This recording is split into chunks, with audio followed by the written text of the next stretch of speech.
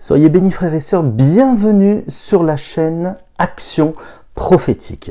Aujourd'hui, nous allons voir un enseignement, mais qui fait partie d'une prédication que j'ai déjà faite lors de la tournée de cet été 2022, en juillet, qui s'appelle « Lever les prophètes ». C'est une tournée qui a été organisée et sur révélation faite par l'apôtre Christian Fondacci, qui est un père spirituel.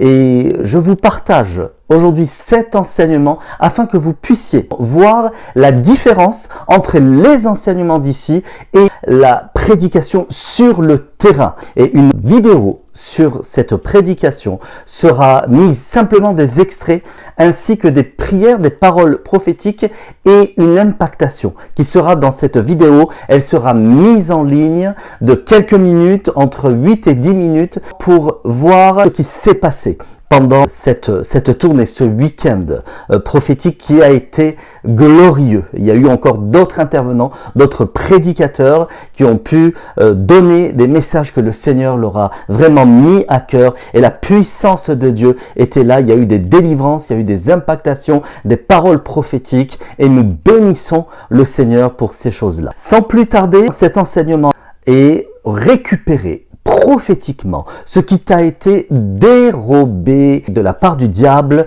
et donc afin que nous puissions marcher dans une marche christique, une marche prophétique, celle qui est de cette génération, car le Seigneur lève une génération qui va impacter, qui va justement manifester la gloire et la puissance de Dieu. Nous allons prendre un passage dans l'Ancien Testament, c'est 1 Samuel 30 de 1 à 24. Nous n'allons pas tout lire, mais simplement ce qui nous intéresse. Je vais nous donner 5 clés qui vont nous permettre de récupérer, de prendre notre revanche sur l'ennemi et de récupérer ce que le diable nous a volé, afin que nous puissions entrer dans ce prophétisme, dans cette marche prophétique, celle que le Seigneur veut pour nous, pour un but. C'est de marcher dans la gloire et d'atteindre la dimension spirituelle et la destinée que Dieu veut pour chacun de nous ici individuellement. Je vous relate donc le contexte. Il s'agit donc de David. David a tout le temps été pourchassé par Saül lors de sa destitution royale, c'est-à-dire le prophète Samuel a destitué le roi Saül car il n'avait pas obéi. Il avait un ordre de la part de Dieu qui a été donné au prophète Samuel pour Saül, était de détruire le roi Amalek, le roi des Amalécites, ce qui n'a pas été fait. Et donc Saül a été destitué de sa royauté, et la royauté est passée au roi David. Mais Saül, pris de jalousie, a poursuivi le roi David. Et David s'est réfugié dans le pays des Philistins, de Gath, où régnait un roi qui était le roi Akish. Et David s'est mis justement au service du roi Akish. Mais David ne voulait pas habiter dans la ville royale qu'habitait le roi Akish, et donc il a demandé à ce roi-là de lui donner une contrée, une ville, et le roi Akish lui a attribué la ville de Tsiklag. David s'est mis donc au service du roi Akish, mais à un certain moment, les Philistins ont eu peur de David qui pouvait se retourner contre eux. Alors ils ont demandé au roi Akish de le renvoyer à la ville de Tsiklag. Et nous allons voir, il est resté, David, en exil pendant 1 an et 2 ou 4 mois selon la parole de Dieu. Et nous allons voir ce qui s'est passé dans ce verset-là. Donc 1 Samuel 30 de 1 à 24. Et voici, nous allons dire ensemble, il est écrit, donc lorsque David arriva le 3e jour à Tsiklag avec ses gens, les Amalécites avaient fait une invasion dans le Midi, et à Tsiklag, ils avaient détruit et brûlé Tsiklag, après avoir fait prisonniers les femmes et tous ceux qui s'y trouvaient, petits et grands. Ils n'avaient tué personne, mais ils avaient tout emmené et s'étaient mis en route. David et ses gens arrivèrent à la ville, et voici, elle était brûlée, et leurs femmes, leurs fils et leurs filles étaient emmenés captifs. Alors David et le peuple qui étaient avec lui élevèrent la voix et pleurèrent jusqu'à ce qu'il n'ait plus la force de pleurer. Les deux femmes de David avaient été emmenées, Achinoam de Jezreel et Abigaël de Carmel, femme de Nabal. David fut dans une grande angoisse car le peuple parlait de le lapider parce que tous avaient de l'amertume dans l'âme, chacun à cause de ses fils et de ses filles. Mais David reprit courage en s'appuyant sur l'Éternel son Dieu. Il dit au sacrificateur Abiatar, fils d'Achimélec, apporte-moi donc l'éphod. Abiatar apporta l'éphod à David, et David consulta l'Éternel en disant, poursuivrai-je cette troupe? L'atteindrai-je? L'Éternel lui répondit, poursuis, car tu l'atteindras et tu délivreras. Voilà, c'est jusqu'au verset 8 pour le moment. Nous voyons dans ce verset-là, dans ce passage qui est d'ailleurs très riche, il y a déjà pas mal de clés. On a dit qu'il y avait 5 clés. Et là, je pense qu'il y a 2 voire 3 clés. Ici, David veut dire bien-aimé. Frères et sœurs, nous sommes les bien-aimés de l'Éternel. Mais je suis convaincu que derrière cette vidéo, il y a plus que des David. Il y a des fils de David. Et le fils de David, c'est pas autre que Jésus qui habite en nous par son Esprit Saint. Merci Seigneur pour cette parole prophétique. Amalek. Amalek veut dire opposition et obstacle. Si aujourd'hui, frères, sœurs, si vous êtes aujourd'hui dans le combat, dans l'opposition, alors voici la première clé qui est mise dans ce passage où il est écrit au verset 4 que le peuple pleura jusqu'à ce qu'il n'ait plus de force de pleurer. L'une des premières choses, si nous sommes dans la difficulté, la première clé, c'est la louange. Et j'en ai déjà parlé dans une vidéo qui est dédiée à la louange et l'adoration. C'est la raison pour laquelle je ne développerai pas ici, car vous avez toutes les choses essentielles sont dites dans cette vidéo-là. Et la louange, frères et sœurs, c'est là où nous devons louer le Seigneur comme nous sommes dans l'épreuve, car la louange est prophétique.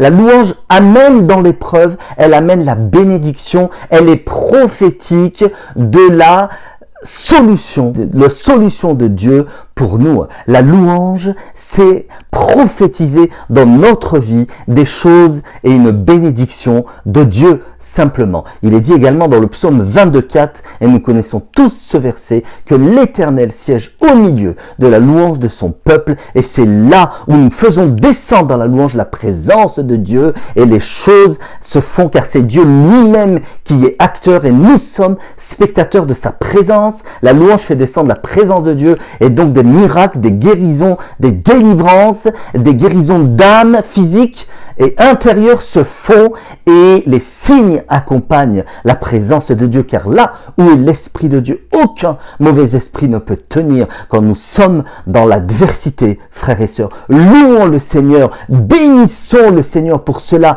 car on s'attend à une bénédiction qui vient de lui simplement. Et la réponse de Dieu est oui et amen, car ce sont ses promesses pour nous. Donc c'est la première clé, c'est la louange. La seconde clé que nous voyons ici dans la parole, et c'est au verset 7, où il est écrit que David demanda à Abiatar, donc le sacrificateur, de lui amener l'éphod. L'éphod représente l'habit de prière. Frères et sœurs, nous avons en nous plus que l'habit. L'habit était sur eux.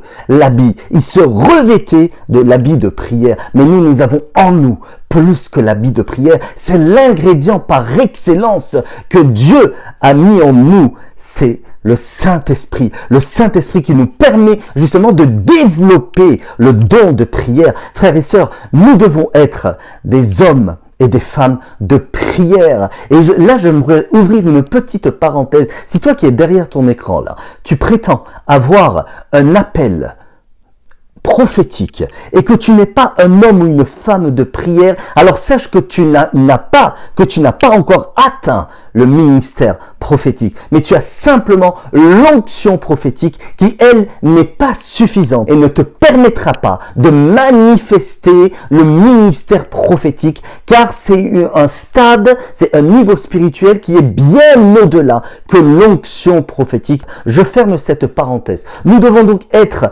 des ministères et des hommes et femmes de prière. Car tout se règle dans la prière. Tous les combats se font et toutes les victoires s'obtiennent dans la prière. Une prière dans la foi et dans la connaissance du cœur de Dieu est une prière de victoire. Et comment pouvons-nous prier, frères et sœurs, si nous n'avons pas connaissance de la parole? La parole qui est le rocher des siècles sur laquelle nous bâtissons, celle qui est une stabilité, celle qui est une assise, celle qui est une base sur laquelle nous devons nous appuyer. Frères et sœurs, quand nous sommes dans l'épreuve, nous ne devons pas rechercher la révélation comme ça qui descend du ciel, car ce que nous allons recevoir à ce moment-là, ce n'est pas la révélation de Dieu, ce sera un esprit de confusion qui prendra justement le dessus et qui prendra place à ce que nous attendons. Et là, nous sommes dans la déviance prophétique. Là, nous n'aurons pas ce que Dieu veut pour nous, et ce chemin-là, nous l'emprunterons. Ce n'est pas le chemin que Dieu a tracé pour nous. Et oui, car il ne sera pas défraîchi, il ne sera pas aplani, comme le dit la parole. Alors Seigneur, alors méfions-nous, car nous devons bâtir notre vie sur la parole, sur le rocher qui est Jésus. Simplement, la parole dit que si nous bâtissons dans Matthieu 7, 24, il est écrit, si nous bâtissons notre vie sur le rocher et non pas sur la terre meuble, alors quand la tempête soufflera, la maison tiendra, elle ne s'écroulera pas. Amen. Donc nous devons réellement être des hommes et des femmes de prière. Comment pouvons-nous, frères et sœurs, discerner la volonté de Dieu dans notre vie si nous ne prions pas? Nous parlons ici de la prière qui est une relation individuelle, comme je l'ai toujours dit dans les vidéos précédentes, une relation personnelle qui nous amène une révélation. Amen. C'est celle-ci dont je parle et non pas la prière de demande qui consiste à prier pour le frère, pour la sœur, pour le bénir. Frères et sœurs, nous devons déjà être nous-mêmes des personnes de prière avant de prier pour les autres. Nous devons déjà manifester les fruits de la prière dans notre vie. Et les gens voient le fruit qui est un fruit de victoire dans notre vie. Dans la prière, frères et sœurs, nous développons une chose, et j'en ai déjà parlé dans une autre vidéo, qui est une chose dans laquelle nous pouvons être uniquement dans cette protection, dans laquelle nous sommes intouchables, dans laquelle l'ennemi ne peut pas nous sortir des voies de Dieu. Nous développons dans la prière une seule chose individuelle qui est l'onction. C'est dans la prière que nous recherchons et que nous trouvons et que nous développons l'onction. Mais comme je l'ai dit, l'onction n'est pas un stade à atteindre, n'est pas le but. C'est simplement un passage obligé qui nous mènera justement à la gloire de Dieu. Et le psaume 89, 21, j'en ai parlé dans la vidéo sur l'onction. Le psaume 89, 21 dit que David, c'est l'Éternel qui dit, il s'est trouvé, David son serviteur, et la oint de nuit le sainte, sa main le fortifiera, sa main le soutiendra, son bras le fortifiera. Comme nous voyons là, David a toujours été sous la protection permanente de Dieu. Alléluia. Merci Seigneur, cette protection, aujourd'hui, elle est en nous, elle habite en nous. Le Père et le Fils ont établi leur demeure en nous par l'Esprit Saint qui habite en nous. Alléluia. Merci Seigneur. Donc, David était un homme qui connaissait son Dieu. Il savait que quand il a demandé l'éphod, qui est l'habit de prière, comme je l'ai dit précédemment, il savait que Dieu allait lui répondre parce qu'il connaissait son Dieu. Il avait déjà été entraîné, il a pratiqué le Seigneur, son Dieu, et il savait qu'il allait lui répondre favorablement, qu'il allait lui donner la victoire. Alléluia. Et comme David connaissait son Dieu, c'est la raison pour laquelle je dis, comment pouvons-nous prier si on n'a pas connaissance du Dieu qui s'est fait chair et qui est la parole? Vous savez, frères et sœurs, le Seigneur, il est la parole, il honore la parole, il veille sur sa parole et sur son accomplissement. Et les promesses de Dieu vont s'accomplir, et je prie que les promesses de Dieu s'accomplissent dans la vie de chacun de vous ici qui regardez cette vidéo. Au nom de Jésus, je proclame, Seigneur, que tu nous donnes donne à mes frères et sœurs une volonté de te prier chaque jour, d'avoir une relation personnelle et individuelle avec ton Esprit Saint, une intimité qui va nous amener des révélations pour une réussite. Alléluia. Frères et sœurs, vous savez, l'une des armes que l'ennemi, que le diable utilise contre nous et ce qui veut nous faire croire, alors qu'il a toujours utilisé le doute dès la Genèse, dès le commencement, dès le Bereshit, l'une des armes qu'il utilise contre nous, il vient avec la parole, comme il l'a fait avec le Seigneur Jésus dans Matthieu 4 et qui est repris dans Luc 4. Mais tout ce qui veut nous faire croire, et ce n'est qu'un mensonge, ce qui nous veut nous faire croire, c'est qu'on n'a plus besoin de prier, car tout a déjà été acquis à la croix, tout est accompli. Il est vrai que cette parole est vérité puisque c'est écrit, mais sorti de son contexte, ça devient un mensonge du diable. Vous savez, il est dit que Jérémie 33.3 est le numéro portable direct du Seigneur. Mais une fois qu'on a établi la connexion, alors développons ça dans la prière. Une fois que la connexion est établie, maintenant, invoquons les choses, appelons les choses par la foi. Et la foi est la troisième clé. Dans le passage, il est écrit dans le livre, donc ici, dans ce passage-là, au verset 9, que David se mit en marche. Vous savez, frères et sœurs, nous ne pouvons avoir une vie de victoire, même si nous avons une foi qui déplace les montagnes, ou même si nous avons une foi de sénévé, de graines de moutarde, comme le dit la parole, qui nous permet de déplacer ces montagnes-là, si nous ne nous mettons pas en marche, alors la foi est vaine. Il est écrit que David se mit en marche. Et je bénis le Seigneur pour cette marche, car le Seigneur nous donne un ordre. C'est un ordre de marche, et il nous demande de marcher, car il recherche un peuple, comme le dit la parole, un peuple qui se fortifie dans la marche. Vous savez, frères et sœurs, tout a été créé par la foi.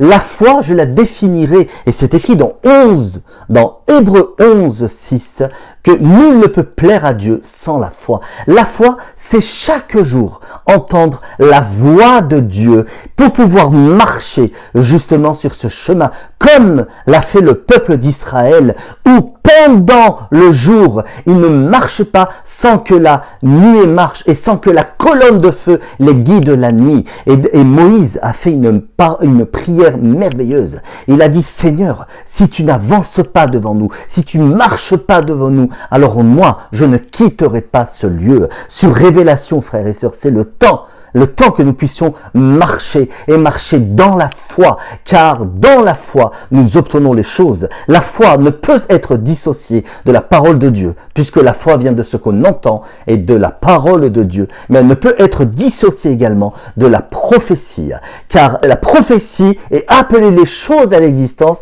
et c'est par la foi qu'on va s'en saisir pour les accomplir. Amen. Donc la foi est une chose qui, sans elle, on ne peut avancer dans notre marche chrétienne. C'est tout un monde de puissance de Dieu, la foi. Et la foi est un muscle qui se développe chaque jour. Chaque jour, c'est dans l'épreuve que notre foi se développe. Et notre foi, elle passe par l'eau et par le feu, comme le dit la parole, pour être développée. Alléluia. Oui, frères et sœurs, la foi doit être affinée au quotidien.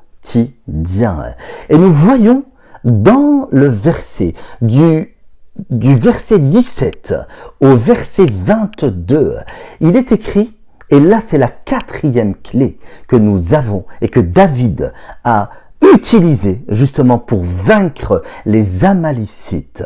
Il est écrit que David ramena tout ou récupéra toute chose.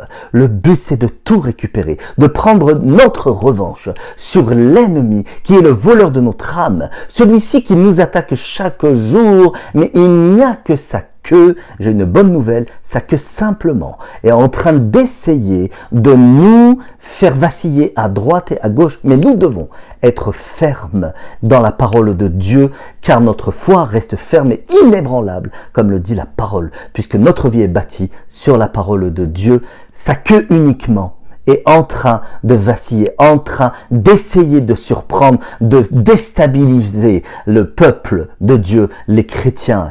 mais sa tête a déjà été tranchée. La bonne nouvelle, c'est qu'il n'a plus d'autorité. Et c'est la quatrième clé. C'est l'autorité que nous devons manifester. Celle que Dieu a mise en nous, celle qui est déjà en nous. Et si le diable nous attaque, frères et sœurs, c'est parce qu'il sait une seule chose, que lui n'a aucun pouvoir et que nous, tout pouvoir nous a été donné, comme le dit la parole dans Luc, où nous avons autorité sur les serpents, les scorpions et sur toutes choses. Et c'est cette autorité-là que le diable veut nous dérober dès la jeunesse déjà. Il a dérobé à Adam et Ève, mais il a perdu son autorité à la croix et il essaye aujourd'hui à cause du manque de connaissance du peuple de Dieu, car la parole dit que mon peuple périt faute de connaissance. C'est cette autorité-là que nous lui donnons par le pouvoir de nos mots, par la proclamation de nos mots, des choses mauvaises, que lui-même va s'en saisir et va aller la brandir à Dieu. Il va aller lui dire, regarde ce que ton fils m'a donné comme pouvoir. Et malheureusement, il a pris un droit légal. Car le Père qui nous a donné ce pouvoir ne peut le reprendre. S'il nous l'a donné, c'est un don. Ce que Dieu donne, il ne le reprend pas, frères et sœurs. Et donc, c'est ce pouvoir-là qui veut essayer de le reprendre, qui veut essayer de nous le reprendre. Vous savez, frères et sœurs, le monde spirituel tout entier a connaissance de l'autorité que Dieu a mise en nous. Les démons le savent, le diable le sait. Il n'y a que les enfants de Dieu qui n'ont pas conscience de l'autorité que Dieu a mise en nous. Et c'est cette autorité-là que David a utilisée. Il est dit qu'il a récupéré tout. Quel merveilleux!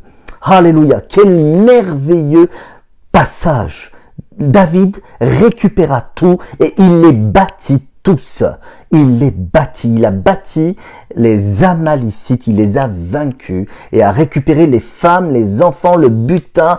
Il a tout ramené. Tout ce qui lui appartenait. Tout ce que l'Éternel lui a donné. David l'a récupéré à cause, et plutôt grâce à l'autorité que Dieu a mise en lui et qu'il avait connaissance. Et cette autorité, elle est en nous. Et cette autorité, frères et sœurs, est indispensable pour récupérer ce qui est à toi. Ce que Dieu t'a donné, il n'est qu'à toi.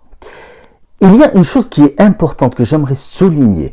On ne peut utiliser l'autorité de Dieu en nous, celle que Dieu a mise en nous, si nous n'avons pas connaissance de notre identité en Christ. Notre identité en Dieu est importante.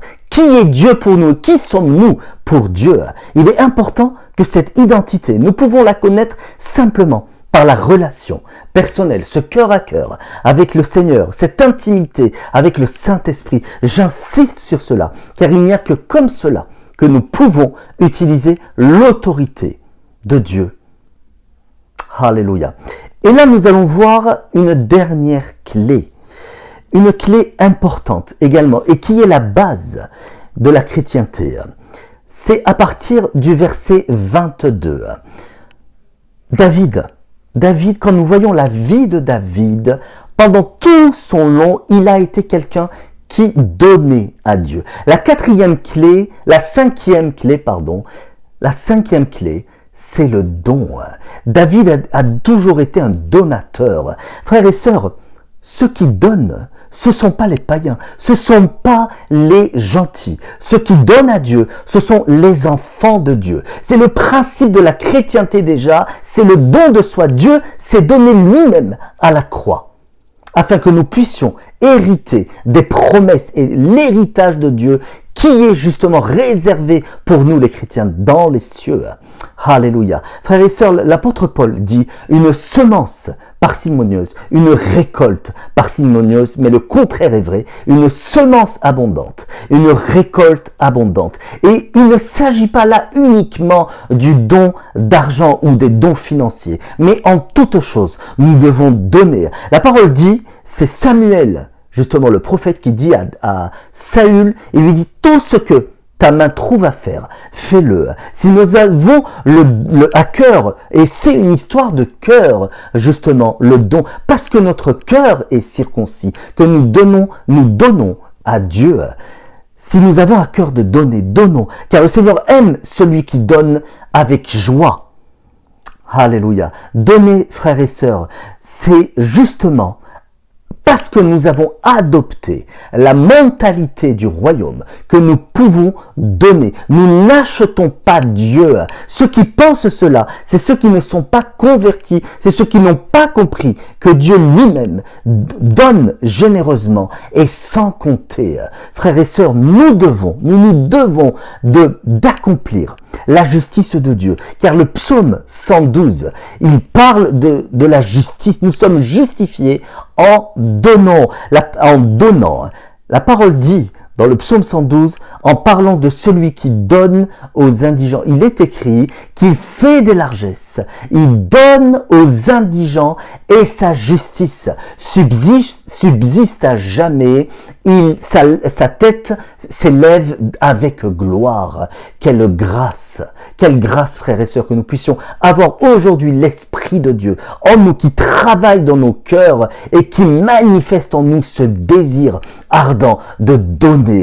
Alléluia. Et Acte 20-35 dit qu'il y a plus de joie à donner qu'à recevoir. Car ça fait partie du principe de la semence et de la récolte. Tout ce que nous semons, nous le récolterons. On ne s'attend pas à une récolte financière forcément. Mais frères et sœurs, la parole de Dieu est claire et ses promesses sont parfaites. Et elles s'accompliront en son temps. Voilà, frères et sœurs, j'espère que cet enseignement vous a édifié. Retenons qu'il y a donc 5 clés pour pouvoir récupérer prophétiquement ce qui nous a été dérobé, afin que nous puissions se lever et marcher dans une marche prophétique à laquelle le Seigneur nous appelle. Donc les 5 clés sont une vie de louange, une vie de prière, une vie de foi, une vie où l'autorité de Dieu est exercée et une vie de donation et de don. Et je vais prier que le Seigneur maintenant puisse accorde Seigneur à tes serviteurs, accorde Seigneur à tous ceux qui voient cette vidéo, une vie où ils puissent être épanouis en toi qui es Christ, toi qui t'es donné mais qui est ressuscité, et plus que ça, parce que tu es ressuscité, notre vie doit être prospère et nous devons marcher dans l'abondance de toutes les bénédictions, d'abord spirituelles, une bénédiction qui vient d'en haut, et puis pour que ça puisse se matérialiser ici-bas sur cette terre.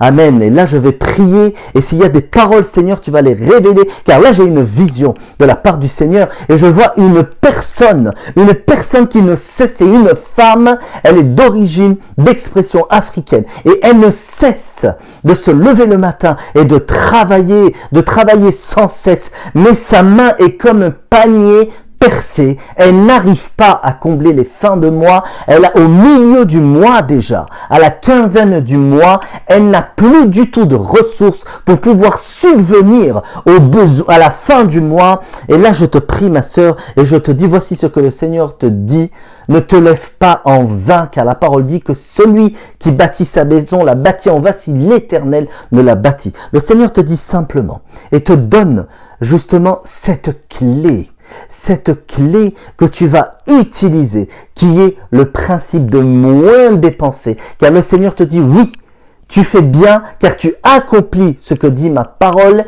que la prospérité vient par le travail, car il est écrit que celui qui travaille pas, qui renonce même à manger. Mais le Seigneur te donne la solution, c'est de mettre de côté. Car il nous a été mal enseigné que le peuple d'Israël ne mettait pas de côté, mais le Seigneur te dit, mets de côté, car tu verras ma prospérité financière dans ta maison, tu te réjouiras et tu auras même des ressources et de côté pour le mois qui va suivre, car tu auras engrangé. Le Seigneur te dit, oui, la prospérité vient par le travail, mais elle vient également par les économies. Mets de côté. Le Seigneur te dit, ne dépense pas tout. Il y a des choses qui ne sont pas importantes. Tu n'es pas obligé de tout dépenser. Tu vis par la foi, mais tu accomplis également un autre principe. C'est de mettre de côté. C'est d'engranger. Ma sœur, tu vas vivre maintenant dans justement la volonté de Dieu et tu verras que ta vie va changer, tu verras que simplement les gens vont penser que tu auras pris des crédits, mais ce n'est pas des crédits car le Seigneur ne t'encourage pas à prendre des crédits, mais à simplement mettre de côté car tu engrangeras, la parole le dit, c'est Joseph qui a annoncé des temps de famine et qui, justement, il y a eu 7 ans d'abondance. Tu seras, et je prophétise sur ta vie, ma sœur, tu seras dans l'abondance, au nom de Jésus. Et cette abondance-là, parce que la parole prophétique a déjà été proclamée sur ta vie, elle est déjà en marche. La bénédiction est déjà en marche. Attends-la, accomplis simplement ce que Dieu te demande et ça se fera dans ta vie. La joie, tu vivras dans la joie et la paix du Seigneur chaque jour. Alléluia, je bénis le Seigneur, mon Dieu, mon roi, et je te bénis, Esprit de Dieu, pour ce que tu révèles à mes frères et sœurs qui sont ici, qui attendent une parole simplement de délivrance qui vient de toi. Et maintenant, je vous bénis, frères et sœurs, au nom de Jésus, et je vous dis à très bientôt dans une prochaine vidéo où il y aura encore le feu, le zèle et la passion pour Christ, ce feu qui ne s'éteint jamais, mais qui grandit chaque jour en nous et qui embrase toute une nation. À très bientôt. Amen.